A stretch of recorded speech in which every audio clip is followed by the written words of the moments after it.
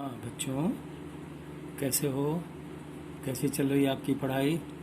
अपनी पढ़ाई को जारी रखना है। और इसी क्रम में मैं आपको अगले लेसन यानी लेसन नंबर 6, अध्याय नंबर 6, क्या है ये चैप्टर? ऊतक, जिसको इंग्लिश में टिश्यू कहते हैं। इससे पहले हम पीछे जाएंगे। मैंने बताया था आपको कोशिका के बारे में, जब मैंने चैप्टर पढ़ाया था फंडामेंटल यूनिट्स, जो कि मौलिक इकाई के बारे में बताया था डिटेल में। पादप कोशिका, जंतु कोशिका, इन सब के बारे में बताया था और आपने जरूर पढ़ा होगा घर में। बिना पढ़े बेटा आपको आगे की क्लासेस समझ में नहीं आएगी, क्योंकि यह लगातार धीरे धीरे अब जटिल की तरफ, मतलब कॉम्प्लेक्स की तरफ बढ़ते जा रहे हैं हम। तो आपको प्रत्येक क्लास जो भी मैंने कराया है उसको आपको रिवीजन में भी देखना है, बार बार सुनना है। इसीलिए मैंने ये आपको रिकॉर्डिंग भेजता हूँ, तो इसे आप 2 बार 3 बार सुनेंगे, तब आकर आप पक्के होंगे। और साथ साथ अपनी टेक्स्ट बुक पर भी नज़र रखें। टेक्स्ट बुक में जो लिखा है उसको धीरे धीरे पैराग्राफ पैराग्राफ पढ़ के समझें, आपको पूरी बात समझ में आएगी। और हमारे जो मैं आपको अपनी तरफ से जो काम देता हूँ उसे भी पूरा करते जाएंगे, क्योंकि वो आपके नंबर हैं। वो जब फेयर कॉपी चेक होंगे तो आपके इसमें मार्क्स लगेंगे, नंबर लगेंगे। जिसकी जितनी अच्छी बनेगी कॉपी, डायग्राम, तो उसके हिसाब से एनालिसिस होगा और आप आगे की क्लास में फिर प्रमोट होंगे। ठीक है।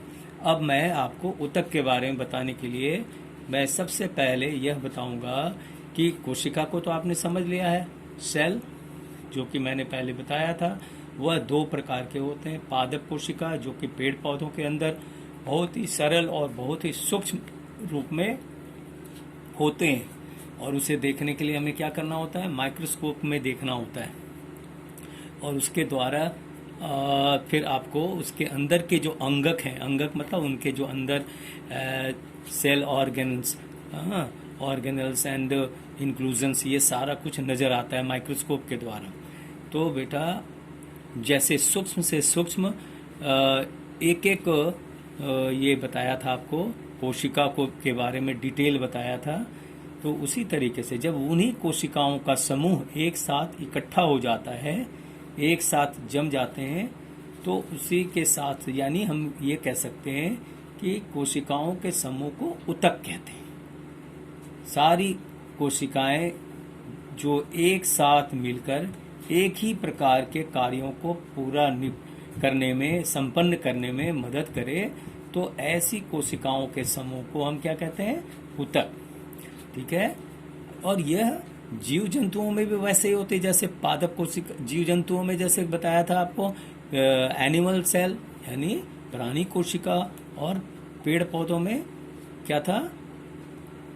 पेड़ पौधों में क्या था? पादप कोशिका। तो इसी तरीके से ऊतक भी 2 प्रकार के होते हैं। कोशिकाओं के समूह जो जंतुओं में इकट्ठे होंगे तो उसको हम एनिमल टिश्यू या जंतु ऊतक कहेंगे, और पेड़ पौधों के जो इकट्ठे कोशिकाएं अगर होती है और जो एक ही प्रकार के कार्यों को पूरा करने में मदद करती है, तो उसे हम प्लांट टिश्यू या पादप ऊतक कहते हैं। आपने बेटे आज आगे समझो ध्यान से, सभी जीवित प्राणी या पौधे कोशिकाओं से बने होते हैं, ये आपने समझ लिया।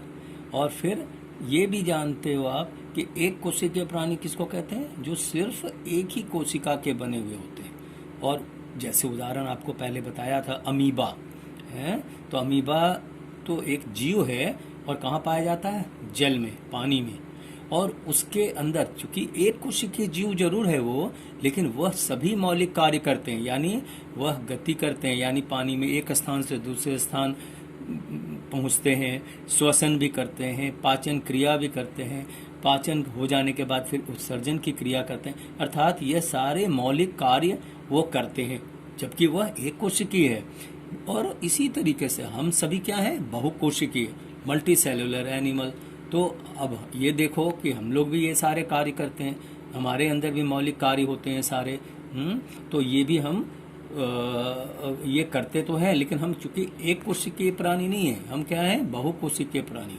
तो हमारे अंदर बहुत सारी कोशिकाएं हैं, और ये सारी कोशिकाएं जब एक साथ इकट्ठी हो जाती है तो यह कोशिकाएं फिर वैसे ही कार्य करती है जैसे भोजन का पचना, उत्सर्जन, श्वसन। तो इनमें हमारे शरीर के बहुत सारे अंग हैं, और बहुत सारे अंग हैं तो सभी अपने अलग अलग कार्य करते हैं। आपको पता है हमारे पेट वह पाचन की क्रिया करती है, श्वसन में हमारे फेफड़े यानी सांस लेने में मदद करती है। इन सभी का एक साथ अलग अलग मतलब कार्य होते हैं। ये सभी अलग अलग जो अंग हैं हमारे, वो कार्य करने में, पूरा करने में मदद करते हैं। और यह सब सारे के सारे अंग अनेक कोशिकाओं के मिलने से बने हैं, संगठित होकर एक साथ मिलकर। अब आप ये जानते हो, इसी तरीके से पेड़ पौधों में भी है। उनमें भी पेड़ों में फल बनते हैं, ये पत्तियों से भोजन बनता है। तो ये सारे जो हैं प्रकाश संश्लेषण की क्रिया पत्तियों में होती है, तो पता है आपको। तो वो भी इसी प्रकार से कार्य करते हैं। और पूरे पादप कोशिका यानी पौधों की जो कोशिकाएं मिलकर पत्तियों का जैसे निर्माण करती है, उसी तरीके से उसमें सिरा होती है। पत्तियों को आप देखेंगे सूरज की किरण के विपरीत दिशा में उलट कर देखेंगे तो सिराएं दिखती है पत्तियों में। तो यह सारे कार्य जो होते हैं पत्तियों में भी, पेड़ पौधों में, यानी जड़, तना, उसके बाद आगे के हिस्से में जैसे शाखाएं हैं, फूल, फल, इन सबों में कोशिकाओं का संगठन होता है। ढेर सारे कोशिकाएं मिलकर फिर कार्य को पूरा करती हैं। यह अकेले संभव नहीं है। तो अब इसी प्रकार से हम अब आगे बढ़ें।